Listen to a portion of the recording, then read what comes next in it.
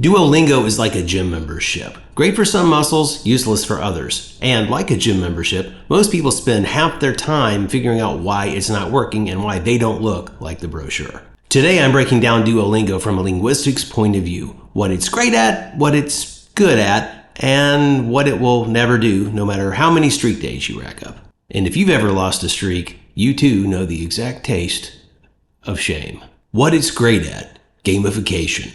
The structure of Duolingo is a psychology masterclass. Streaks, XP, leagues, textbook variable rewards. It's a slot machine for vocabulary, and you and me are the happy addicts pulling the lever. Without consistency, nothing else matters, and Duolingo keeps you and me coming back.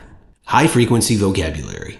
Duolingo drills the 1,000 to 2,000 most common words in a given language. That covers roughly 80% of daily conversation. You'll be able to handle weather, coffee orders, introductions, but not taxes, quantum mechanics, or getting yourself out of jail. Sorry. Spaced repetition. Short lessons, built-in review, spaced repetition magic. Like brushing your teeth, but instead of plaque, you're fighting the decay of high school Spanish. Accessibility. If you're willing to put up with some ads, you can study the basics of over 40 languages for free. Where else can you learn Spanish, Hawaiian, and Dothraki all without leaving the couch? Section 2. The good enough zone. Grammar awareness. With Duolingo, you'll get the gist of grammar, but not mastery. It's like trying to learn to drive by watching the Fast and Furious movies. Exciting, but maybe don't book your driving test just yet.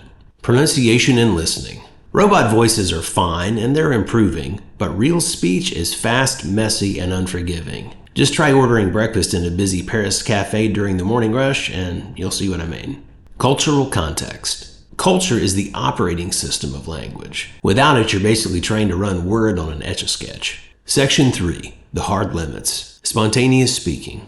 Duolingo is input heavy. Fluency also needs output. You wouldn't train for a marathon by just watching marathons.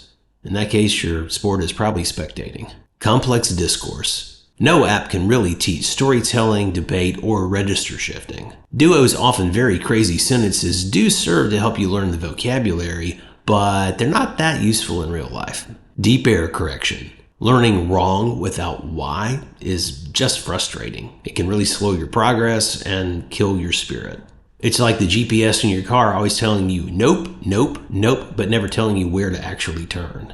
Accent and idioms. No app matches immersion. If you want to sound authentic, you've got to marinate in the real thing. Section 4. How to complete the picture. In addition to Duolingo, here are some other tools you can use to supplement your language learning and get a much better result faster. Native media. News shows are great, but to really get fluent, watch actual entertainment shows in the local language. You'll pick up pacing, slang, and probably some words that you don't want to use at work. Speaking partners. Find language exchange partners, and if they ghost you at your first meeting, hey, you just had an authentic cultural experience. Writing practice. Keep a daily journal in your target language no matter how simplistic. Today I ate bread is even more useful than a lot of what you get from Duolingo sometimes. Explicit grammar. Get a short, clear grammar guide and actually open it. Learn a few basic words and play around. Before long, you'll be able to communicate at least like a very small child, though maybe not a particularly bright one. But you'll get better. Cultural immersion. Attend real-world events where your target language is spoken. If you can survive a wedding in a foreign language, you can do anything. So Duolingo is not going to make you fluent, but it's one of the best tools possible for keeping you in the language learning game. To go back to the gym metaphor, think of it like a personal trainer. They have all the tools and all the knowledge to help you achieve what you want, but you actually have to show up and do the work. Use it for what it's good for, supplement the rest, and remember, language learning isn't about apps, it's about immersion. So I hope this was useful for you. If it was, please hit the like button and subscribe. And now it's probably time for us to both go study.